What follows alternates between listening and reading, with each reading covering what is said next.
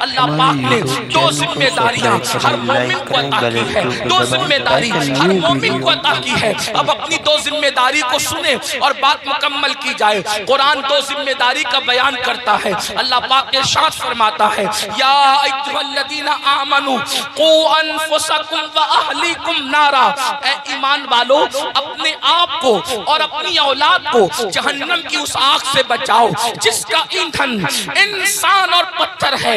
اللہ اکبر، اللہ اللہ۔ قرآن کیا کہہ رہا ہے؟ اب میرے بھائیوں کی اور بہنوں کی توجہ چاہتا ہوں۔ قرآن کہتا ہے اے ایمان والو اپنے آپ کو اور اپنی اولاد کو جہنم کی آگ سے بچا لو۔ یہ جہنم کی آگ کیا ہے؟ تو قرآن کہتا ہے وقودھا الناس والحجارہ، جس کا ایندھن انسان اور پتھر ہے، یعنی وہ لکڑیوں سے نہیں سلگائی گئی، یعنی وہ کوئلوں سے نہیں سلگائی گئی، بلکہ اللہ اللہ جہنم کی آگ پتھر سے اور انسانوں سے سلگائی جائے گی۔ اللہ کے حبیب غیبدہ نبی صلی اللہ علیہ وآلہ وسلم کا فرمان سنو۔ جہنم کیا ہے؟ جہنم کی آگ کیا ہے؟ جہنم کے دہکتے ہوئے شعلے کیا ہے؟ اللہ اکبر۔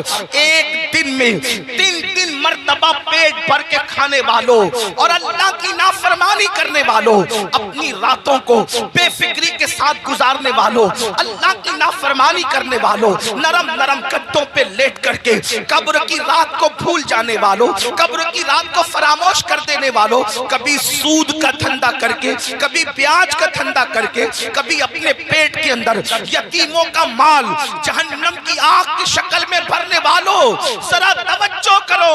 یہ جہنم کیا ہے جس کا ذکر اللہ کے حبیب غیبدہ نبی مصطفیٰ کریم رؤوف الرحیم صلی اللہ علیہ وآلہ وسلم نے فرمایا۔ دیکھیے ہم تو آقا کا فرمان بیان کر رہے ہیں اور یہ اس نبی کا فرمان ہے جو اپنی طبیعت سے کلام نہیں کرتے، دل کے کانوں سے سننا میرے بھائیوں۔ اپنے آقا مصطفیٰ جان رحمت صادق و مصدوق صلی اللہ علیہ وآلہ وسلم فرماتے ہیں جب اللہ نے حضرت آدم کو پیدا فرمایا، پھر آدم جنت میں پیدا ہوئے، پھر آدم علیہ السلام سے لغزش معصومانہ ہوئی، لغزش پیغمبرانہ ہوئی، اور پھر آدم دنیا میں آئے 200 سال تک یا 300 سال تک روتے رہے، پھر آپ کی دعا قبول ہوئی، پھر آپ کی توبہ قبول ہوئی۔ جب دعا قبول ہوئی، توبہ قبول ہوئی، تو حضرت آدم کے لیے اللہ نے حضرت جبریل سے فرمایا جبریل جاؤ اور جا کر کے جہنم سے آگ لے کر آدم کو لے جا کر کے دے دو تاکہ آدم کھانا بنائے۔ اب یہ دنیا میں پہلی بار کھانا بن رہا ہے۔ اللہ اکبر۔ کون بنا رہا ہے کھانا؟ حضرت آدم۔ دنیا کی پہلی ڈش بن رہی ہے، دنیا کا پہلا کھانا بن رہا ہے، اور کون بنا رہا ہے؟ آدم علیہ السلام۔ اس کے لیے آگ، ابھی تک دنیا میں آگ نہیں تھی، دنیا میں آگ کا عطا پتہ نہیں تھا، بلکہ اب آگ کی ضرورت پڑی حضرت انسان کو۔ یہاں پر جو ہسٹری کے طالب علم ہیں اور تاریخ کے طالب علم ہیں ان کی توجہ چاہتا ہوں۔ اللہ اللہ۔ لوگ یہ کہتے ہیں انسان پہلے بندر تھا اور بندر سے ترقی کرتے کرتے وہ انسان بنا۔ یہ کون لوگ کہتے ہیں؟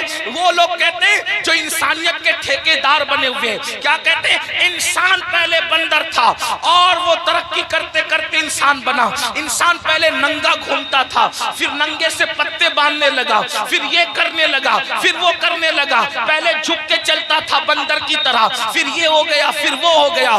انسانیت کے لیے اس سے بڑی گالی کچھ نہیں ہو سکتی۔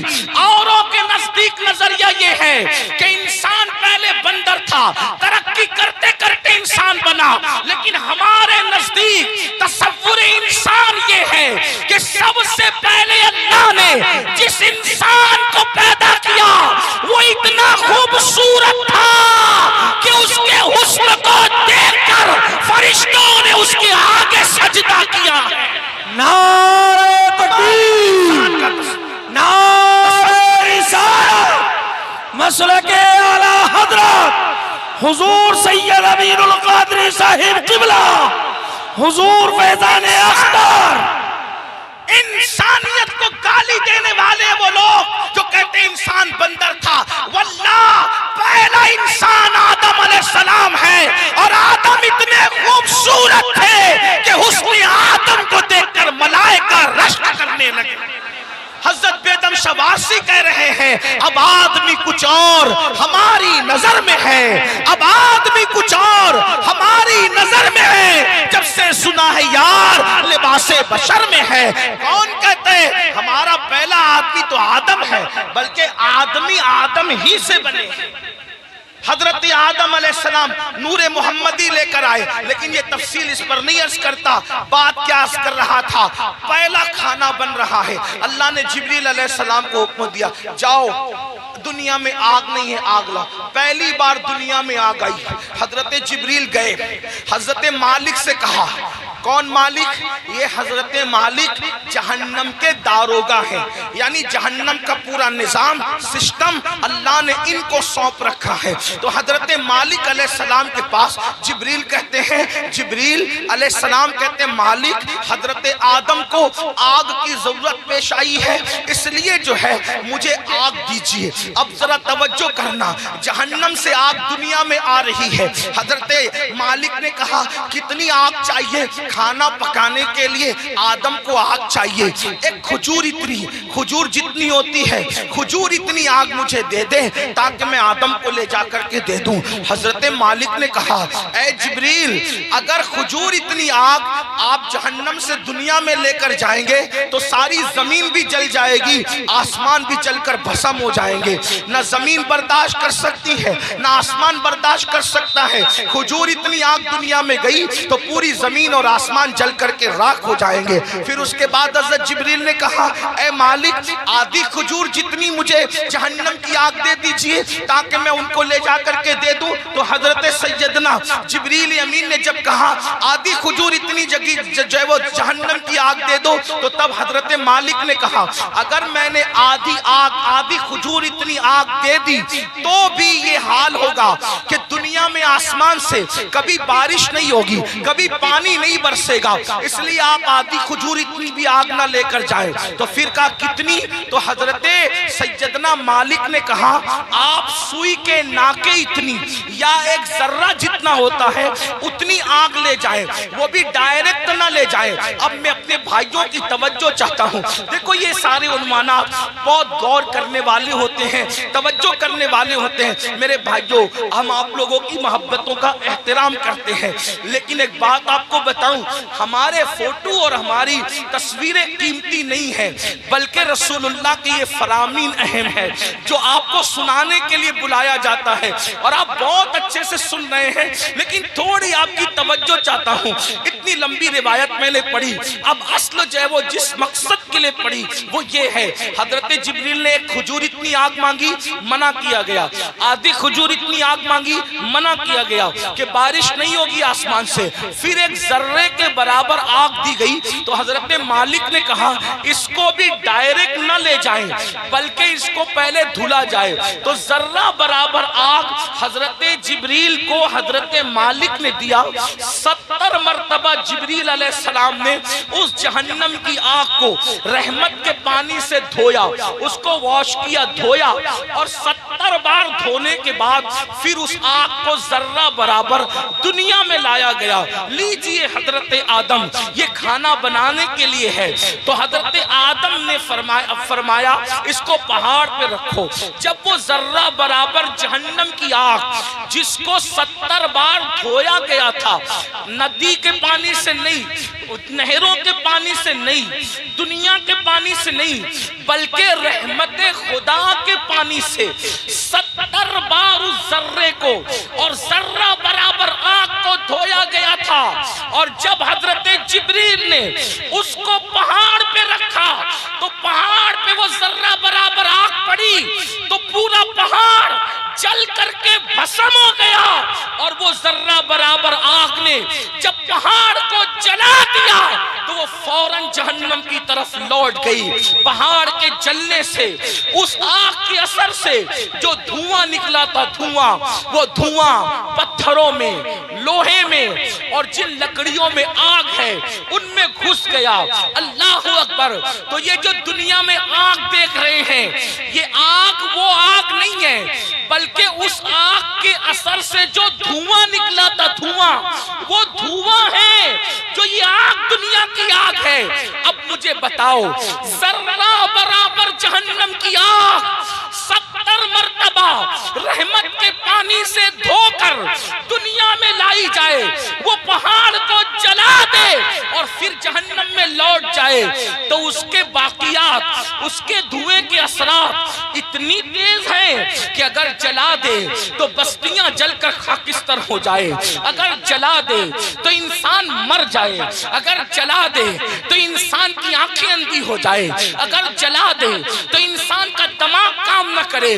मुझे बताओ 70 मरतबा रहमत के पानी से जर्रा बराबर आग पर ये असर है, तो वो जो जहन्नम की पूरी पूरी आग है उसका क्या हाल होगा, उसका क्या असर होगा। अब अल्लाह उसी आग से बचने का हुक्म दे रहा है। ऐ मोमिनो, मेरे महबूब के गुलामों, मेरे महबूब का नाम लेने वालों, मेरे महबूब का कलेमा पढ़ने वालों, अपने आप को उस आग से बचाओ। आप मुझे बताएं, जब ये जहन्नम की आग का धुआं है, जो दुनिया की आग है, हम इसको बर्दाश्त नहीं कर सकते, तो वो जहन्नम के दहकते हुए शोले, वो जहन्नम के भड़कते हुए शोले, जिसके बारे में हदीस पाक में आया है 3000 साल तक के उसको जलाया और दहकाया गया है। अब जहन्नम की आग मुकम्मल सिया है, मुकम्मल काली है। अब वो किसके लिए है? आइए अब तरतीबवार कुछ लोगों का जिक्र सुन ले। अल्लाह अल्लाह, काश अपनी कमजोरियों पे रहम करके, काश अपनी कमजोरियों पे रहम करके हम अपने आप को जहन्नम से बचाने की फिक्र करते, अपने बच्चों को जहन्नम से बचाने की फिक्र करते। आइए मैं एक हदीस पढ़ता हूँ, तवील हदीस रसूल पाक साहिब लौलाक सयाह अफलाक सल्लल्लाहु अलैहि वसल्लम की। अल्लाह अकबर। आज बहुत सारे जराइम, बहुत सारे गुनाह हमारे समाज में बढ़ते जा रहे हैं। उनमें से एक गुनाह क्या है? फिल्म देखकर, सीरियल देखकर, पिक्चर देखकर लड़के और लड़कियों में आपस में अफेयर का मामला जग रहा है। और अब शायद ही कुछ बच्चे और बच्चियां ऐसे होंगे कि जो अफेयर से महफूज है, इल्ला माशाअल्लाह। और उसके बाद फिर ये अफेयर के मामला, अफेयर की दास्तान इंसान को जिना तक ले जाती है। और ये जिना क्या है? अब सुनिए, अल्लाह अकबर। मेरे और तुम्हारे सच्चे नबी सल्लल्लाहु अलैहि वसल्लम फरमाते हैं आज जिना बढ़ रहा है। बल्कि आपको बताऊं, यहाँ तक के लिखने वालों ने लिखा हर मिनट पर कहीं कहीं जिना रिकॉर्ड किया जा रहा है दुनिया में। ताफुन है जिना का, ताफुन है बदकारी का। अल्लाह अकबर। हीरो हीरोइन के चक्कर में इंसान अब जिना को गुनाह भी नहीं समझता। आओ आओ, अपने नबी का फरमान सुनो, अपने सच्चे रसूल का फरमान सुनो और अपने आप को जहन्नम की आग से बचा लो। अल्लाह के सच्चे नबी, गैब का नबी सल्लल्लाहु अलैहि वसल्लम फरमाते हैं कि जब क़यामत के दिन ज़ानियों को मैदान महशर में लाया जाएगा, अल्लाह अल्लाह, अल्लाह करे किसी को ये गुनाह न करे, और अगर किसी ने की हो तो वो जल्द से जल्द तौबा करे, उस गंदगी से निकले। ऐ मेरी कौम के जवानों, गंदी फिल्में देखकर, गंदी पिक्चरें देखकर किसमें डूबे जा रहे हो? अल्लाह अकबर। ज़िना के बारे में तुम्हारे और मेरे सच्चे नबी सल्लल्लाहु अलैहि वसल्लम इरशाद फरमाते हैं कि जब ज़ानियों को क़यामत के दिन मैदान महशर में लाया जाएगा तो पूरा मैदान महशर उन ज़ानियों को पहचान लेगा, यानी जिन्होंने दुनिया में ज़िना किया है, महशर उनको पहचान लेगा। और वहां पर ये जलसे इतना मजमा नहीं होगा, 1000, 2000, 10,000 लोग नहीं होंगे, लाख, 2 लाख, 10 लाख लोग नहीं होंगे, करोड़ 10 करोड़ लोग नहीं होंगे, अरब 10 अरब लोग नहीं होंगे, बल्कि सारे अव्वलीन और आखिरीन होंगे। अंबिया वहां है, सहाबा वहां है, औलिया वहां है, सब वहां है। और मेरे और तुम्हारे सच्चे नबी फरमा रहे हैं ज़ानियों को, दुनिया में ज़िना करने वालों को जब क़यामत के दिन लाया जाएगा तो उनको सब पहचान लेंगे। उसकी वजह क्या होगी? अगर हदीस में नहीं आता तो मैं बयान करने की हिम्मत नहीं रखता। मेरे मखदूम ज़ादे सामने मौजूद है। इस तरह के अनावीन जो है मैं महफिल के अंदर कहने से एहतियात करता हूँ, लेकिन जब दिल टूटता है और कौम जो है जिस आग में जल रही हो और फिर रसूलुल्लाह का फरमान हो, तो फिर मैं हया के पर्दे में आपके दिलों के दरवाजे पर यह बात जरूर रख देना चाहता हूँ। सुनो सुनो, ज़िना के अड्डों की तरफ जाने वाले जवान, यकीनन यहाँ जो लोग मौजूद हैं वो ऐसे नहीं हैं, लेकिन आपको मुखातब کر کے ان تک خدا کے بندوں تک آواز پہنچانا ہے جو اس آواز کے مستحق ہیں، ان بچیوں تک آواز پہنچانا ہے جو اس آواز کی مستحق ہے۔ سنو، اللہ کے رسول سچے نبی فرماتے ہیں کہ زانیوں کو جب قیامت کے دن لایا جائے گا تو پورا محشر ان کو پہچان لے گا۔ پہچاننے کی وجہ کیا ہوگی؟ آقا فرماتے ہیں ان کی شرمگاہوں سے اتنی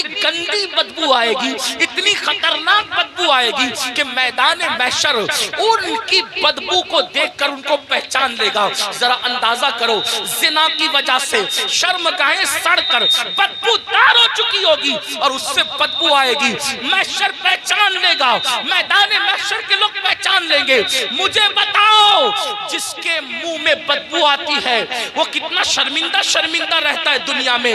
نادان، اگر منہ سے بدبو آئے، آدمی اگر پیاز کھا لے فوراً پان کھاتا ہے، سونپ کھاتا ہے، کوئی چیز کھاتا ہے، منہ فریش کھاتا ہے، کیوں؟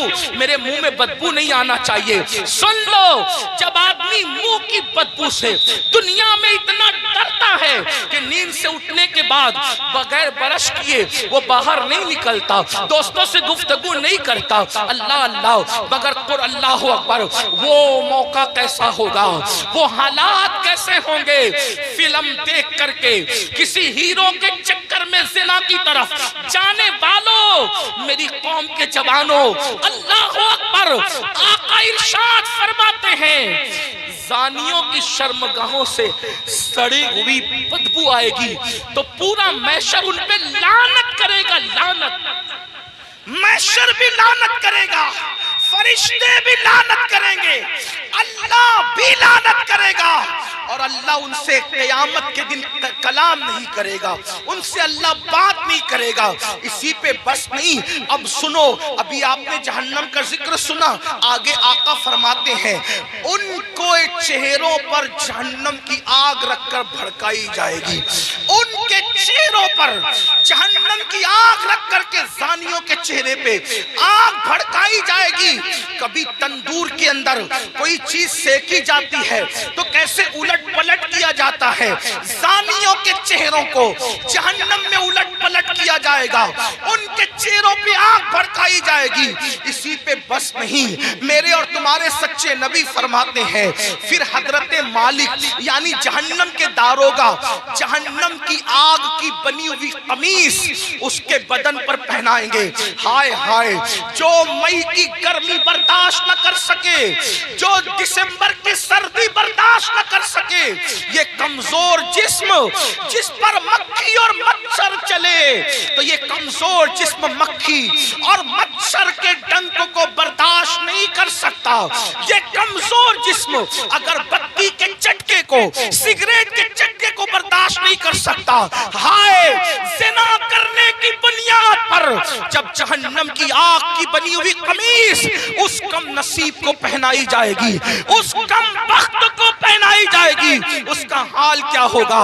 اگر یہ بات کوئی مولوی صاحب کہہ دیتے تو لوگ کہتے مولانا ڈرا رہے ہیں، اگر کوئی لیڈر سیاسی کہہ دیتا تو لوگ کہتے کہ اپنی بات ہو رہی ہے، لیکن واللہ یہ اس رسول نے فرمایا ہے جو زمین پہ بیٹھ کر کے لامکان کی خبر دیتے ہیں، جو ماں کے شکم میں رہ کر کے لوح محفوظ پر چلنے والے قلم کی آواز کو سن لیا کرتے ہیں۔ اللہ لرز جاؤ گندی فلمیں دیکھ کر، زنا کو شوق بنانے والوں لرز جاؤ، آگ کی قمیص جب ان کو پہنائی جائے گی تو وہ تڑپیں گے، وہ بلکیں گے۔ اسی پر بس نہیں بلکہ تمہارے اور میرے سچے نبی مصطفیٰ کریم رؤوف الرحیم صلی اللہ علیہ وآلہ وسلم فرماتے ہیں اس کے بعد حضرت مالک فرشتوں کو کہیں گے جو جہنم کے فرشتے ہیں، ان سے کہیں گے ان زانیوں کی آنکھوں میں آگ کی سلاخیں ڈال دو، ان جہنمیوں کی آنکھوں میں آگ کی سلاخیں ڈال دو۔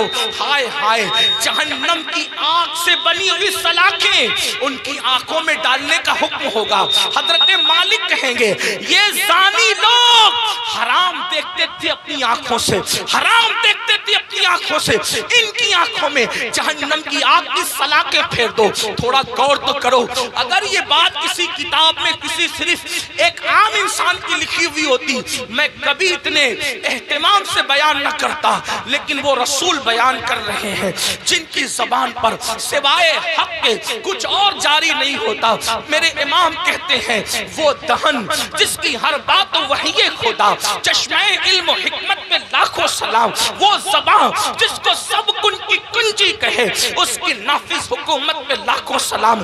2 منٹ کی لذت کے لیے اللہ کو ناراض کرنے والوں, 2 منٹ کی لذت کے لیے اپنی آخرت کو تباہ کرنے والوں, پکچروں میں ہیرو ہیروئن کو زنا کرتا دیکھ کر, گندی پکچریں دیکھ کر اپنی آخرت کو تباہ و برباد کرنے والوں, سوچو تو صحیح, گناہ میں لذت تو ہے مگر عزت نہیں ہے, گناہ میں لذت تو ہے مگر سکون نہیں ہے. او سکون کے متلاشیوں, آج کہتے ہو دل کو سکون نہیں, کوئی کہتا ہے روزی میں برکت نہیں, کوئی کہتا ہے گھر میں آرام نہیں, کسی نے کچھ کر دیا, کسی نے کچھ کر دیا. میں کہتا ہوں کیا نہیں کیا یہ 2 نمبر کی بات ہے, لیکن ہم نے اپنی تباہی کا سامان کیا. نرم نرم قدوں پہ لیٹ کر جس گھر میں زنا کی فلمیں دیکھی جائے گی اس گھر میں برکت کا نزول کیسے ہو سکتا ہے؟ اللہ اکبر. جس گھر میں پکچریں چلے گی, ہیرو ہیروئن کو بھاگتا ہوا دکھایا جائے گا, جس گھر کے اندر زنا کی ترغیب دی جائے گی اس گھر میں برکتوں کا نزول کیسے ہوگا؟ جملہ کڑوا لگے تو معاف کر دینا, مراد آباد والوں غور سے سنو, جس گھر کی برکت کو اللہ اٹھا لے ملا کی دعا اور تعویذ, اس گھر میں کبھی برکت نہیں لا سکتے, اس لیے کہ خدا کی طاقت کے سامنے انسان بے بس ہے. خدا کی شان یہ ہے وہ جو چاہے فیصلہ کرے, وہ جو چاہے فیصلہ کرے, وہ عادل ہے, وہ ظلم نہیں کرتا. انسان بے بس ہے, بے بس. لیکن یاد رکھنا اہل وجاہت کی بات نہیں کر رہا ہوں, ان کی شان الگ ہے, مگر یاد رکھنا ہم جیسے انسان تو بے بس ہی ہیں. اللہ اکبر. میرے آقا علیہ السلام کے پیارے دیوانوں, زنا کر کے گھر کی برکت کو ختم کر کے صرف تعویذات کے سہارے اور اللہ اکبر بزرگوں کی دعاؤں کے سہارے گھر میں برکت کے متلاشی ہو, واللہ اللہ نہ چاہے تو پھر گھر میں کوئی برکت نہیں لا سکتا. ہم لوگ اہل توحید ہیں, اہل سنت, صوفیہ کے ماننے والے ہیں. ہمارا عقیدہ یہ ہے خیر ہی و شر ہی من اللہ تعالی, ہر خیر و شر اللہ کی طرف سے ہے. لیکن اللہ اکبر, اب سنو, غور سے سنو, میرے اور تمہارے آقا فرماتے ہیں, حضرت مالک کہیں گے آگ کی سلاخیں آنکھوں میں پھیر دو, آگ کی جہنم کی آگ کی سلاخیں آنکھوں میں پھیر دو. جب آنکھوں میں پھرے گی وہ کمزور آنکھیں, وہ ننھی ننھی آنکھیں جس میں اگر ایک چھوٹا سا تنکا جائے, تنکا, تو آدمی برداشت نہیں, پیاس کے ننھے سے ذرات جائے تو برداشت نہیں کرتا. حتیٰ کہ نیم کا ٹھنڈا سرما لگے تو آنسو ٹپ ٹپ نکلتے. نیم کا سرما جو آنکھ برداشت نہ کر سکے, جب زنا کی وجہ سے اور حرام دیکھنے کی وجہ سے ان آنکھوں میں آگ کی سلاخیں ڈالی جائے گی, کیا بنے گا ان آنکھوں کا؟ اور جب فرشتے آگ کی سلاخیں اس آنکھ میں پھیریں گے تب وہ انسان ان فرشتوں سے کہیں گے ہم پہ رحم تو کرو نا, ہم قابل رحم ہیں, ہم پہ رحم کرو, ایک لمحے کے لیے رحم کرو. وہ کہیں گے ظالم تو دنیا میں اللہ کی نافرمانی کرتا تھا, زنا کرتا تھا, حرام دیکھتا تھا, اور آج ہم سے کہہ رہا ہے کہ ہم رحم کریں, ہم تو اللہ کے بندے, تو نے نافرمانی کی اللہ کی, ہم نہیں کر سکتے. اللہ کی طرف سے جو حکم ہے ہم وہ ضرور کریں گے. اللہ اکبر. یہ ہے زانیوں کے حوالے سے. یہ تو میں نے اختصار کے ساتھ ایک حدیث پڑھی. میں اپنے جوانوں سے کہتا ہوں آج زنا افیئر کے نام پر بڑھ رہا ہے. میرے بھائیو اس طرف نہ جاؤ, بلکہ نکاح کو اتنا سستا کرو کہ زنا کرنا مشکل ہو جائے, نکاح کو اتنا آسان کرو زنا کرنا مشکل ہو جائے. بڑی معذرت کے ساتھ ظالم معاشرے نے نکاح کو اتنا مشکل کر دیا ہے کہ اب لوگ زنا کو آسان سمجھنے لگے ہیں. نہیں، جس معاشرے میں زنا ہوگا اس معاشرے میں بیماریاں ہوگی. جس معاشرے میں زنا ہوگا اس معاشرے کے اندر بے برکتی ہوگی. جس معاشرے میں زنا ہوگا اس معاشرے میں تباہی ہوگی. جہاں گناہ ہے وہاں فنا ہے. اور ایک بات بھی عرض کر دوں، جو زنا کرتے ہیں اللہ ان کے یہاں عیبی اولاد پیدا کر، عیبی اولاد ان کے گھروں میں. اب کسی گھر میں عیبی اولاد دیکھنا تو قیاس مت لگا لینا کہ اس نے زنا ہی کیا ہوگا، ایسا نہیں. کچھ لوگوں کو بطور سزا عیبی اولاد دی جاتی ہے اور کچھ لوگوں کو بطور امتحان عیبی اولاد دی جاتی ہے. کسی کا امتحان بھی ہو سکتا ہے، جیسے حضرت ایوب علیہ السلام کا امتحان ہوا، اللہ والوں کا امتحان ہوا. تو میرے بھائیوں، زنا کی طرف نہ جاؤ اور نکاح کرو، اور نکاح جلدی کرو. اپنے جوانوں سے کہتا ہوں، اگر گھر والے نکاح کرنے میں تاخیر کرے تو نوجوانوں کو یہ گھر میں عرضی رکھنے کا حق ہے کہ میری شادی کر دو، لیکن حرام کی طرف نہ جاؤ. اور آخری میں بات سمیٹتے ہوئے عرض کروں، اگر ایسا نہیں کیا تو زنا وہ بدترین فعل ہے میرے بھائی، نسلوں تک اس کی سزا ملتی رہے گی. روزی میں برکت نہیں ہو سکتی، روزی میں کبھی برکت نہیں ہو سکتی. چہرے کا نور اٹھا لیا جائے گا، عمر گھٹا دی جائے گی، کہیں پناہ نہیں ملے گی. جنہوں نے جوانیوں میں زنا کیا ہے، بڑھاپا اس قدر ان کا دردناک ہے، وہ بستر میں منہ چھپا کر روتے ہیں لیکن ان کو موت نہیں آتی. وہ موت مانگتے ہیں، ان کو موت نہیں آتی. جوانی میں پاپ کرنے والے، جوانی میں آوارگی کرنے والے، جوانی میں عیاشی کرنے والے، جوانی میں عیش کرنے والے دردناک زندگی گزارتے ہیں. کوئی پوچھنے والا نہیں رہتا، اس لیے کہ جس کی طرف سے خدا کی نظر رحمت پھر جاتی ہے